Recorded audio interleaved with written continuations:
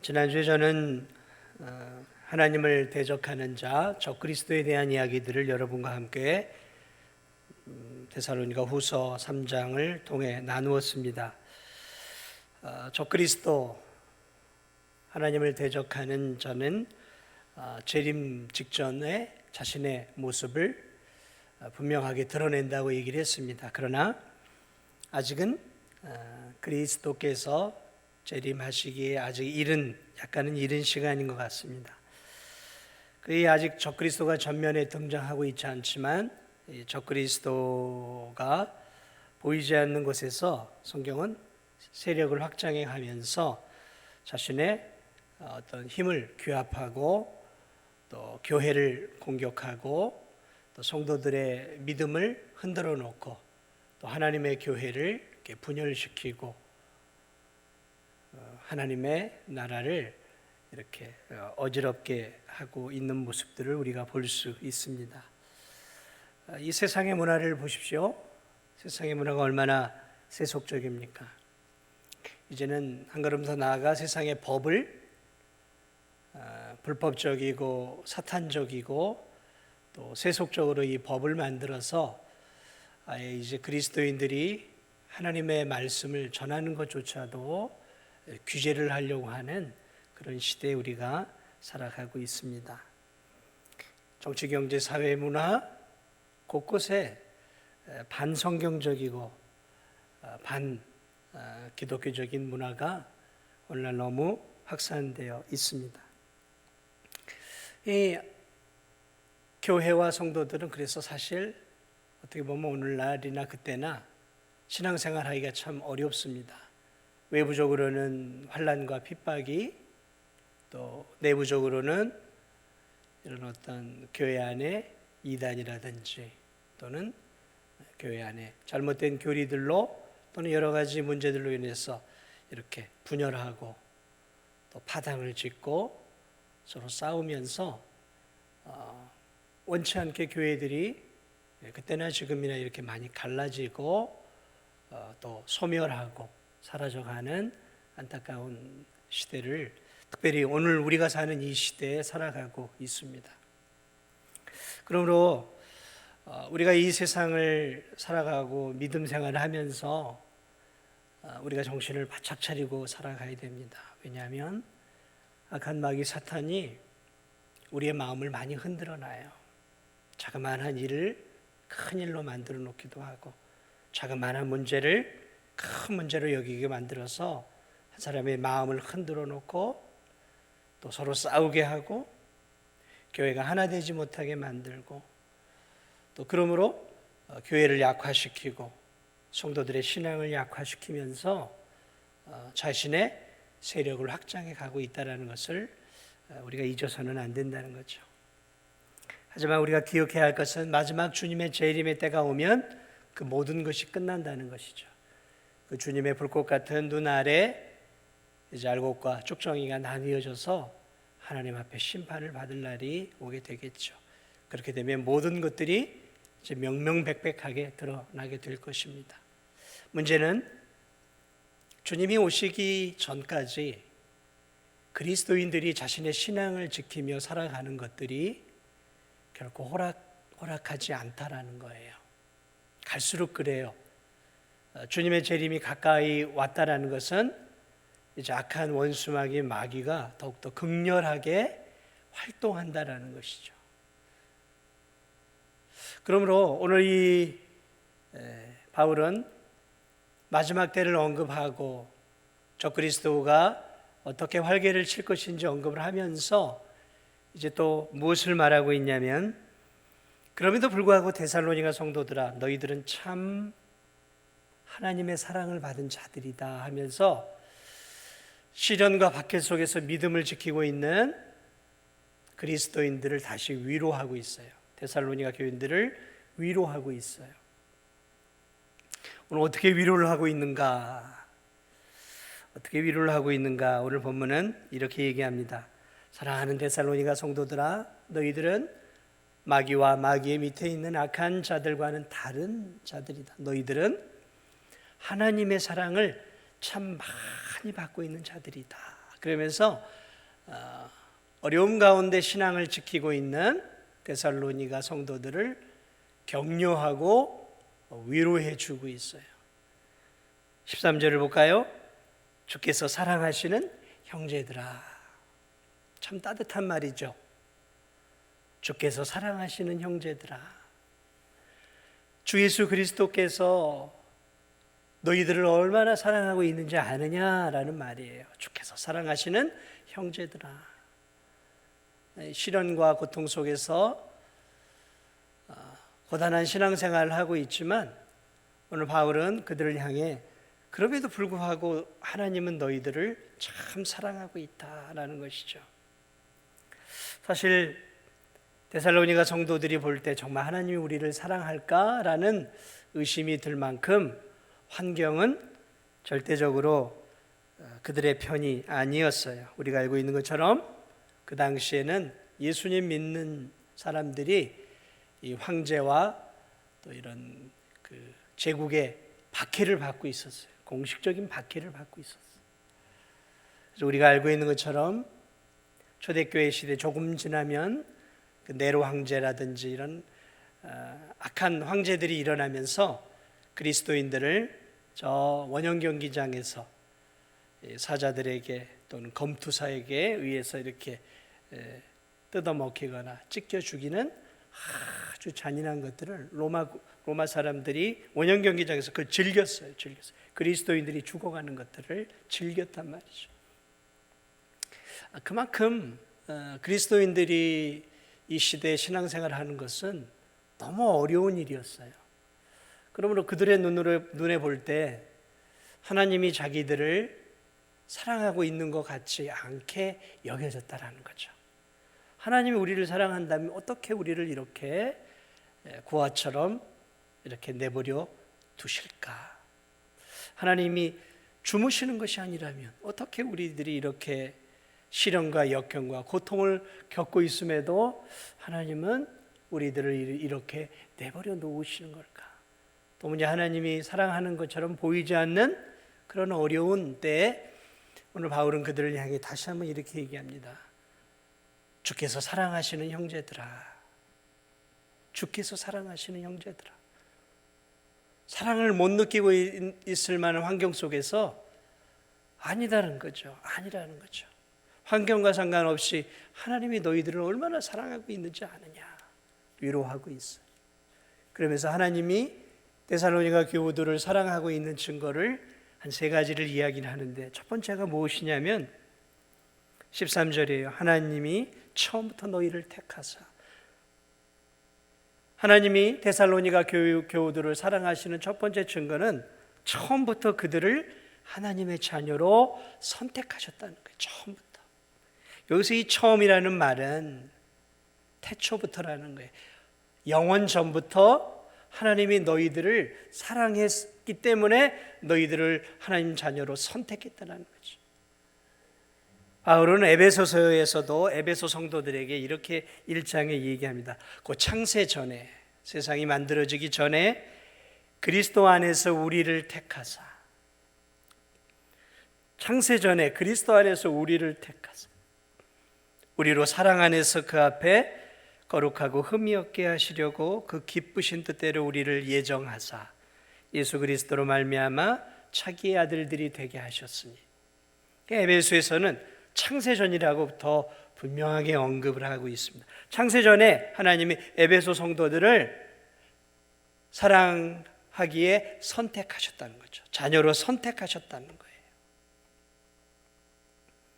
그러니까 하나님의 자녀로 창세전에 선택을 받았다라는 것은 하나님이 데살로니가 교우들을 사랑하고 있다는 것이죠. 선택하고 사랑하신 것이 아니에요. 확인해보고 그들의 삶을 면밀히 조사해보고 사랑받을 만한 조건이 있는 자들을 추려서 하나님 자녀로 선택하신 게 아니라 하나님이 사랑으로 하나님의 자녀로 창세전에 이렇게 선택을 하셨다라는 거죠. 그래서 우리가 구원받은, 우리가 하나님의 자녀로 선택을 받았다라는 것은 하나님이 우리를 사랑하시는 증거라는 것이죠. 그 이야기를 하고 있어요. 너희들이 하나님의 자녀로 창세전부터 선택되었다라는 것은 너희들이 얼마나 하나님의 사랑을 받는 자녀들인지 너희가 알아야 된다라는 것이죠. 환경 때문에 보여지는 환경으로 하나님 나를 사랑하고 계시구나, 아니구나 하지 말라라는 거죠. 너희들이 하나님의 자녀로 창세전에 선택되었다는 그 사실을 늘 기억하라는 거예요. 이거는 오늘을 사는 우리에게도 굉장히 중요한 거예요. 우리도 늘 그렇게 생각하죠. 일이 형통해지고 기도대로 응답되어지고 하는 일이 순탄하게 되어지면 하나님 나를 사랑하고 계시는구나. 근데 일이 안 되고 기도의 응답도 안 되고 삶도 어렵고 고난도 오고 시련이 오면 어때요?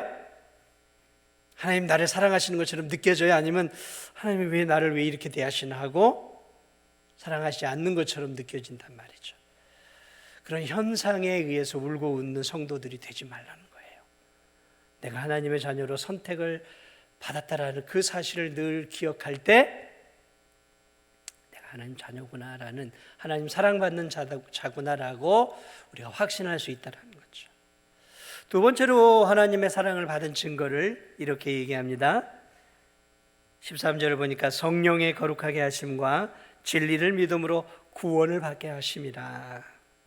하나님이 데살로니가 성도들을 사랑하는 두 번째 모습은 하나님이 데살로니가 성도들이 성령으로 복음을 믿고 구원을 받게 하셨다는 거죠.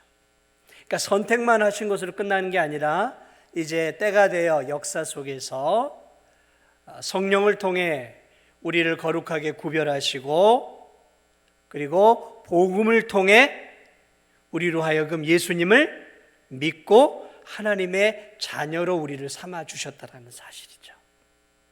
그게 하나님이 우리를 사랑하시는 두 번째 증거라는 것이죠. 두 번째 증거. 오늘 이 13절을 보니까 성령의 거룩하게 하심과 진리를 믿음으로 구원을 받게 하십니다.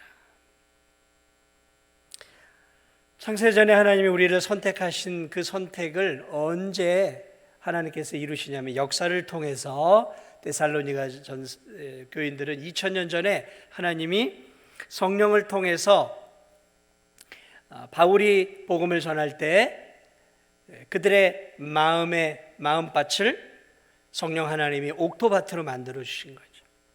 영적인 눈을 뜨게 하시고 영적인 귀를 열어 주셨어요. 그래서 바울이 복음을 전할 때 주변에 많은 데살로니가에 있는 사람들은 예수님을 믿지 않았어요. 복음을 믿지 않았지만 바울이 전한 복음을 믿은 사람, 이 데살로니가 성도들에게 그들이 믿을 수 있었던 것은 그들이 지성적으로 탁월해서가 아니에요.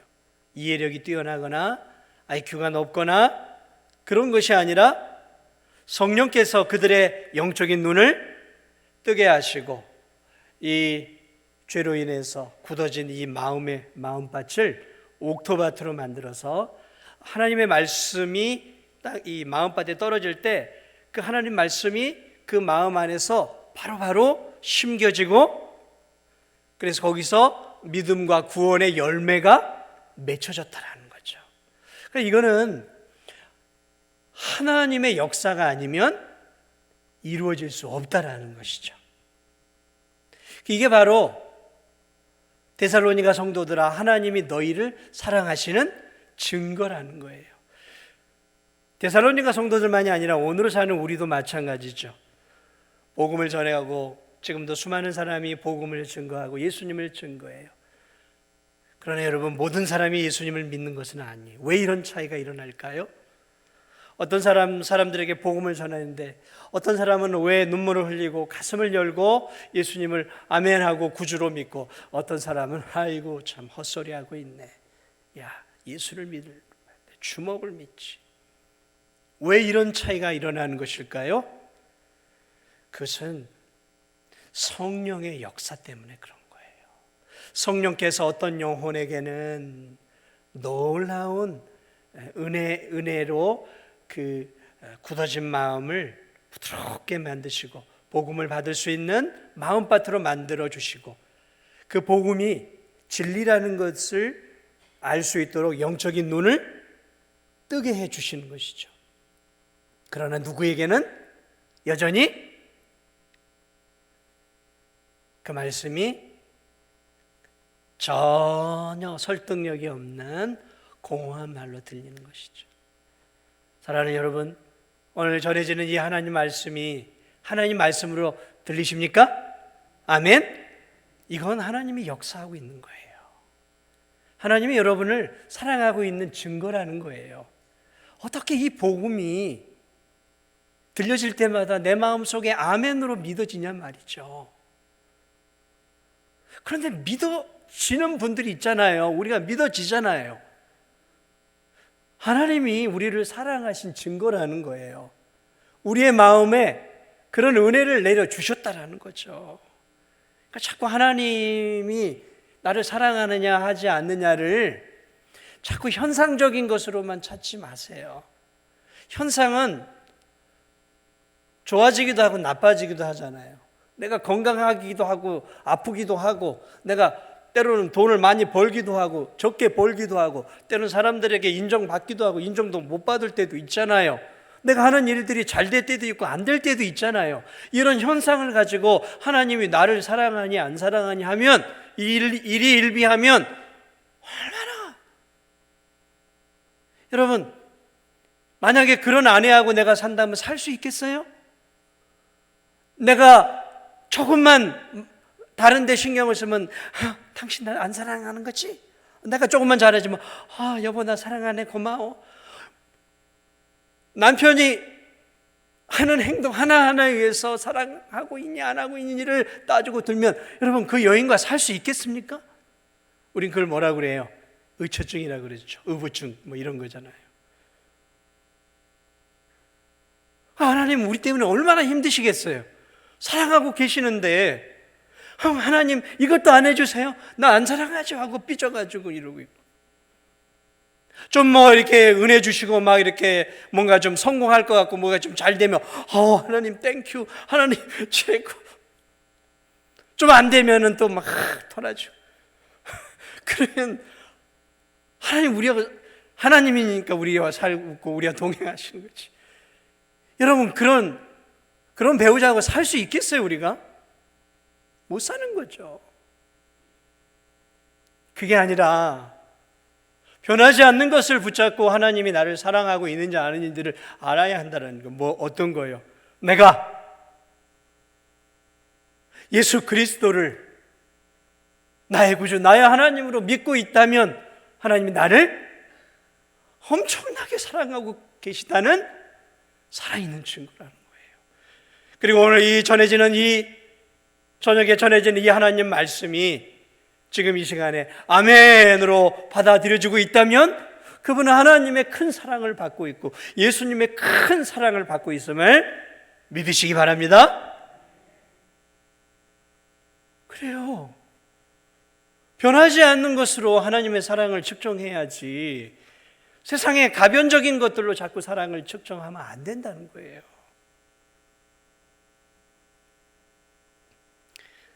세 번째로 하나님 우리를 사랑하시는 놀라운 증거가 있어요. 14절에요. 우리 주 예수 그리스도의 영광을 얻게 하려 하십니다. 이건 좀 미래적인 차원이에요. 우리 주 예수 그리스도의 영광을 앞으로 우리에게 얻게 하신다는 거예요.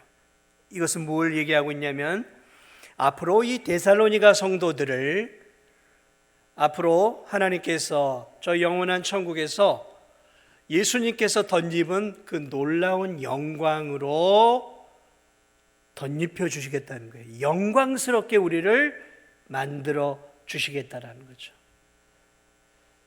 이것을 신학적 용어로 영화로운 단계라 그래요. 영화로운 존재가 된다라는 거죠. 지금은 우리는 영화로운 존재가 아니에요. 저와 여러분은 아직 썩어질 육체를 갖고 있어요. 저와 여러분은. 그래서 시간이 지나면 주름이 늘어가고 흰머리가 생기고 병들고 그러다 죽는 거예요. 그런 육체를 갖고 있어요. 영화로운 존재가 아니에요. 아직은 이 육체가 또 이 마음이 죄에 의해서 흔들리고 있는 그런 연약한 존재들이죠. 그런데 이제 때가 되어지면 죽음 너머에 이제 우리가 이 세상을 떠나게 되어졌을 때 하나님께서 예수 그리스도를 구주로 잘 믿는 성도들을 영화로운 존재로, 빛나는 존재로, 그리스도의 영광으로, 그리스도의 의의 옷으로 우리를 머리부터 발끝까지 덧입혀 주신다는 것이죠. 그래서 우리에게서 어떤 광채를 보게 되냐면 그리스도의 영광스러운 광채를 뿜어내는 작은 그리스도로 만들어 주신다는 거예요. 우리가 하나님이 된다는 게 아니라 우리가 하나님의 자녀로서 영광스러운 존재로 우리 자신들이 변화되어진다라는 것이죠. 언제요? 죽음 이후, 이제 앞으로 예수님의 재림 이후에, 그 심판 이후에 우리의 영과 육이 하나가 되어질 때, 그때 그런 영광스러운 일이 데살로니가 교우들에게 일어날 거라는 거죠. 그래서 하나님은 아니지만 하나님과 같은 존재, 하나님의 자녀로서 빛나는 존재로, 천사들이 흠모하는 그런 빛나는 존재로 하나님이 우리를 앞으로 만들어 주실 것이라는 거죠. 그것을 다른 쉬운 말로 표현하면 온전한 하나님의 자녀가 되어서 하나님이 주시는 천국의 모든 부요함을 상속받게 되어진다는 거죠. 그날이 온다라는 거죠. 성경은 곳곳에서 그런 것들을 우리에게 약속해 놓고 있습니다. 그러므로 우리가 앞으로 지금은 너무 부족하고, 지금은 연약하고, 지금은 죄로 물들어 있고, 지금 하나님 말씀대로 제대로 살지 못하는 나약하고 허물 많은 그리스도인이지만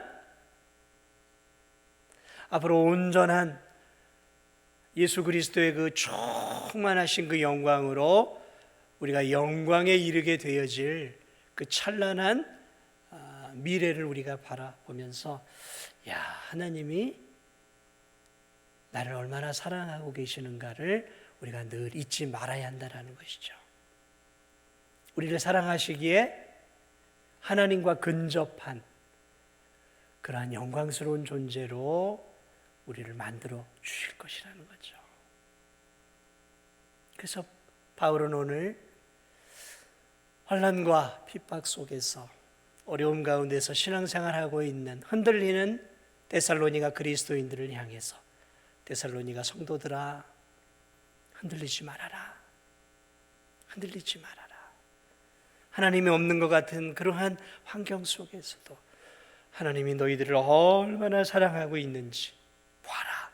창세전에 너희들을 하나님의 자녀로 선택하시고, 그리고 예수 그리스도를 보내어 그분의 십자가로 너희들을 구원해 주어 하나님의 자녀로 삼으시고, 그리고 이제 죽음 이후에 너희들을 하나님과 같은 그리스도의 충만한 영광으로 너희들을 채워서 그리스도와 같은 영광스러운 존재로 하나님이 너희들을 삼아주실 것을 바라보아라.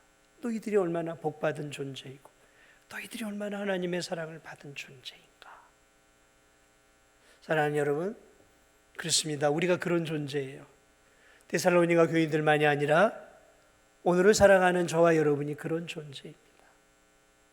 비록 우리의 육신은 병들고 약해지고, 비록 우리가 하나님 말씀대로 살지 못하고 때로는 죄도 짓고 연약하고 미약하고 아직도 하나님께서 좋아하지 않는 나쁜 습관들을 여전히 가지고 있는 불완전하고 불충한 연약한 자들이지만, 그럼에도 하나님은 방금 말한 이 세 가지에 있어서만큼은 변하지 않으신다는 거죠. 우리를 향한 그 사랑은 변하지 않으신다는 거죠. 그게 우리로 하여금 신앙생활을 하는 원동력인 것이죠. 여기서 우리는 힘을 얻는 거예요. 보여지는 현상에 의해서 힘을 얻는 게 아니라 보여지지 않는 것에 의해서 늘 거기서 힘을 얻는 것이죠. 그러므로 이제 이런 사랑을 받은 형제들, 데살로니가 성도들을 향해 바울이 이제 한 가지 이야기를 합니다. 사랑하는 성도들아, 그렇게 너희들이 하나님의 자녀고 사랑받은 존재이니까 이제 너희들은 어떻게 살아야 되겠느냐라는 거죠. 어떻게 살아야 되겠느냐, 이 땅에서 어떻게 살아야 되겠느냐라는 것이죠. 어떻게 살아야 할까요? 사랑하는 여러분, 우리가 하나님의 자녀가 되었어요. 영원한 구원을 얻은 자가 되었습니다. 그럼 우리는 어떻게 살아야 될까요?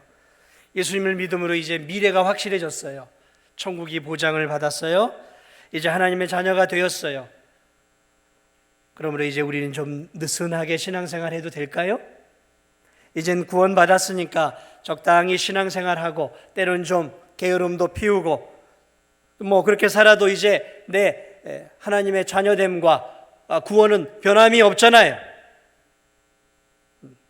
그러니까 이제 좀 힘을 다해서 살아가기보다는 적당히 신앙생활하면서 적당히 세상의 즐거운 것들을 좀 누리면서 그렇게 우리가 살아도 되겠습니까?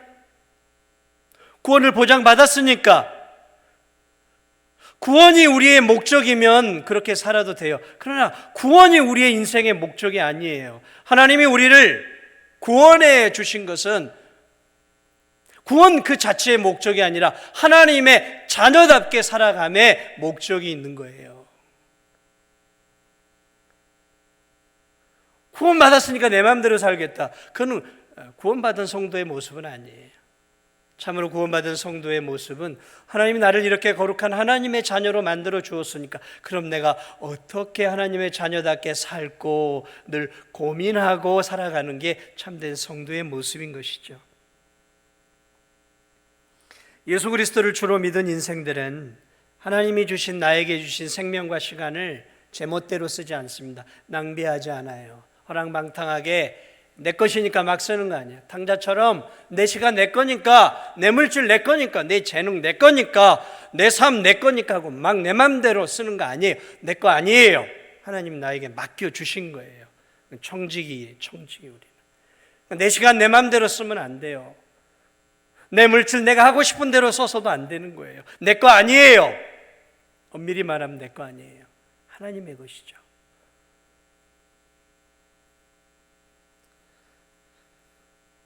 그러므로 사랑하는 여러분, 우리가 이 세상 속에서 하나님의 자녀로서 정신을 바짝 차리고 살아가야 돼요.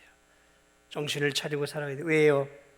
왜냐하면 믿음의 성도들에게 이 세상은 굉장히 위험한 세상입니다. 만만한 세상이 아니에요. 믿음의 성도들은 끊임없이 악한 마귀의 공격과 세상의 유혹과 시련에 늘 직면해 있어요. 그래서 베드로 사도는 우리를 향해 이렇게 얘기합니다. 악한 마귀의 사탄이 우는 사자와 같이 삼킬 자를 늘 두루 찾는다 그래서 삼킬 자를. 여기는 사실은 영적인 차원에서는 정글과 같은 곳이에요. 저와 여러분은 영적인 정글과 같은 곳에서 살아가고 있는 거예요. 그러니까 안심하고 긴장 풀고 살면 안 되는 거예요. 늘 믿음의 전신갑주를 입어야 되는 거예요. 구원의 투구를 쓰고 이 갑옷을 입고 있어야 되는 거예요. 무기를 갖고 있어야 된다는 거죠. 하나님 자녀가 되었으니까 느슨하게 사는 것, 이것만큼 위험한 크리스찬이 없습니다. 영적으로 느슨하게 사는 그 순간, 마귀에게 틈을 주는 그 순간, 그 틈을 마귀는 파고 들어와서 우리를 넘어뜨려요. 그런 일들이 얼마나 많습니다. 그래서 선줄로 알거든 넘어질까 조심하라. 믿음의 큰 승리를 했는데 그 승리에 자축하고 그 승리에 도취되어 있는 그 틈바구니를 타고 마귀는 바로 들어와서 우리의 믿음을 거꾸로 틀어요. 여러분 인생을 살다 보면 그런 일들 많이 일어나잖아요. 그래서 15절은 우리에게 이렇게 얘기합니다. 사랑하는 형제들아, 굳건하게 서라라는 거예요. 굳건하게 선다라는 게 무엇입니까? 태풍에 날려가지 않도록 손잡이를 굳게 잡으라는 거예요. 태풍이 확 일어나잖아요. 그러면 날아가지 않으려면 뭔가를 확 붙잡아야 되잖아요. 그 이야기를 하고 있는 거예요. 죄악된 세상에서 죄악의, 악의, 유혹의 태풍에 너의 신앙이 날아가지 않기 위해서 손잡이를 꽉 붙잡으라는 거예요. 험한 풍파가 몰아치는 세상에서 나의 신앙이 알맹이 없는 겨처럼 날아가지 않도록 뭔가를 굳건한 것을 꽉 잡으라는 거예요. 뭘 붙잡으라는 것일까요? 뭘 붙잡아야 될까요? 오늘 성경을 보니까 바울은 말로나 우리의 편지로 가르침을 받은 전통을 굳게 붙잡으라 그랬어요. 바울이 전한 말, 바울이 전한 편지 무엇입니까? 복음이에요. 복음. 하나님 말씀을 붙잡으라는 거예요. 이 유혹으로 우리의 신앙을 날려버릴 그런 환난과 유혹의 태풍이 몰아칠 때 우리가 뭘 확 붙잡아야 되냐면 말씀을 붙잡으라는 거예요. 복음을 붙잡으라는 거예요. 진리의 말씀을 붙잡아야 이 세상 속에서 우리의 신앙이 날아가지 않고 견고하게 설 수 있다는 거예요. 아멘. 말씀을 붙잡아야 돼요. 바울이 지금 데살로니가 성도들에게 다른 거 붙잡지 말고 내가 너희들에게 가르쳤던 말씀, 복음, 너희들에게 편지로 썼던 복음, 그 복음을 붙잡으라는 거예요. 그래야 흔들리지 않는 신앙인이 될 수 있다는 거예요. 흔들리지 않는 신앙인. 흔들리는 세상 속에서 가치관이 흔들리잖아요. 오늘 이 세상 윤리관이 다 흔들리잖아요. 상식이 흔들리잖아요. 법이 흔들리잖아요. 지금 안 흔들리고 있는 게 뭐가 있어요? 다 흔들리고, 전통이 무너졌어요. 가치가 무너졌어요. 윤리가 무너졌어요. 도덕이 무너졌어요. 상식이 무너졌어요. 지금 우리가 좋다고 생각하는 법이 무너졌어요. 법이. 뭘 붙잡고 사실래요? 변하지 않는 하나님 말씀밖에, 변하지 않는 건 하나님 말씀밖에 없단 말이죠. 그러니까 이 말씀 놓치면 안 되는 거예요. 죽으나 사나 그리스도인들은 말씀을 붙잡고 살아야 돼요. 그러니까 말씀을 읽으세요. 말씀을 읽고 살아야죠. 말씀을 읽지 않고 어떻게 이 험한 세상 속에서 내가 하나님 자녀로 살 수 있냐? 말씀을 읽어야 돼요. 말씀을 들어야 돼요. 자꾸 교회에 와서 하나님 말씀을 들으세요. 들어야 돼요. 그래 믿음이 자라는 거예요. 말씀을 읽어야 돼요. 그리고 묵상해야 돼요. 묵상해야 돼요. 내 것으로 만들어야 된단 말이죠. 그리고 그 말씀을 붙잡고 그 말씀대로 스텝 바이 스텝 한 걸음 한 걸음씩 말씀을 따라 살아가는 거예요. 말씀을 따라가는 거예요. 말씀이 가는 대로 한 걸음 걸어가는 거예요. 그게 그리스도인이란 말이죠. 그럴 때 우리가 이 죄 많은 세상과 유혹과 미혹이 가득한 세상 속에서 하나님의 나라에 갈 때까지 넘어지지 않고 견고하게 믿음의 신앙생활을 할 수 있다는 것이죠. 바울이 그 이야기를 하고 있는 거예요. 말씀을 붙잡고 살아라. 하나님의 사랑을 받은 백성들아, 너희들이 하나님이 기뻐하는 그 거룩한 영광의 자리에 이르기 전까지 이 땅에서 흔들리지 말고 넘어지지 않으려면 말씀을 붙잡으라는 거죠. 그러나 사랑하는 여러분, 우리가 말씀을 붙잡는다고 우리 힘만으로 되는 건 아니잖아요. 우리는 한계가 있잖아요. 우린 연약하잖아요. 안 될 때가 있잖아요. 내가 말씀 붙잡고 기도하고 산다고 내 마음대로 되던가요? 안 돼요. 하나님이 도와주셔야 돼요. 하나님 도와주셔야 돼요. 그래서 바울은 마지막으로 이렇게 이야기합니다. 이렇게 기도하고 있다고 이야기를 하고 있습니다. 3장 마지막 절을 보세요. 우리 주 예수 그리스도 16절. 우리 주 예수 그리스도와 우리를 사랑하시고 영원한 위로와 좋은 소망을 은혜로 주신 하나님 우리 아버지께서 너희 마음을 위로하시고 모든 선한 일과 말에 굳건하게 하시기를 원하노라. 이 뭐예요? 기도하고 있는 거예요. 바울이 너희는 너희의 최선을 다해야 하지만 나는 너희들이 그런 삶을 살 수 있도록 하나님께 기도하마. 너희가 굳건하게 살 수 있도록 하나님의 위로를 경험하면서 하나님의 사랑을 경험하면서 믿음으로 살 수 있도록 나는 하나님이 너희들을 도울 수 있도록 나는 기도하마.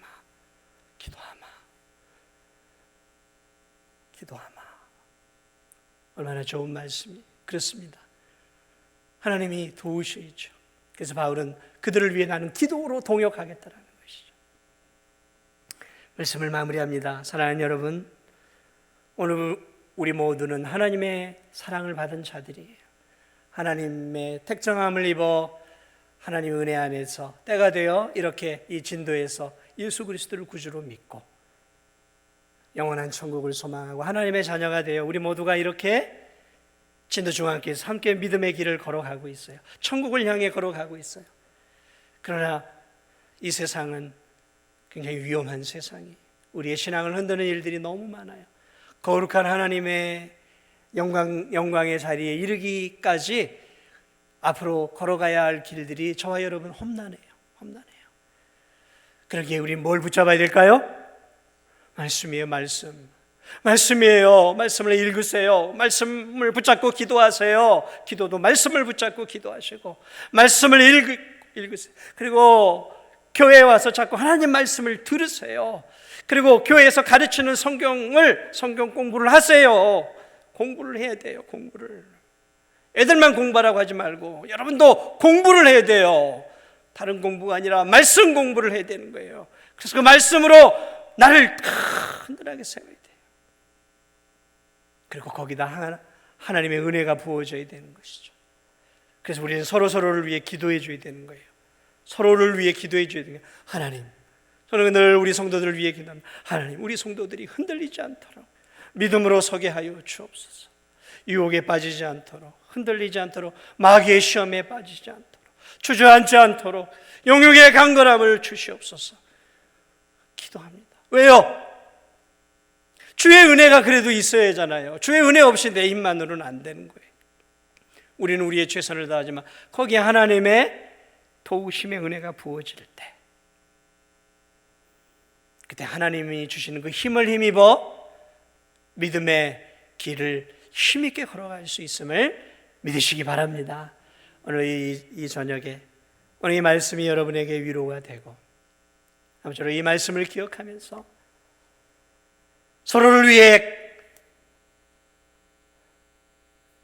중보의 기도를 해주시고 또 서로 협력하면서 함께 저 영원한 영광스러운 나라, 우리의 영육이 영화롭게, 주님처럼 영화롭게 되어질 그 나라를 우리가 바라보면서 우리 함께 믿음의 길을 힘있게 걸어갈 수 있는 저 우리 성도들이 되시기를 예수님의 이름으로 축복을 드립니다.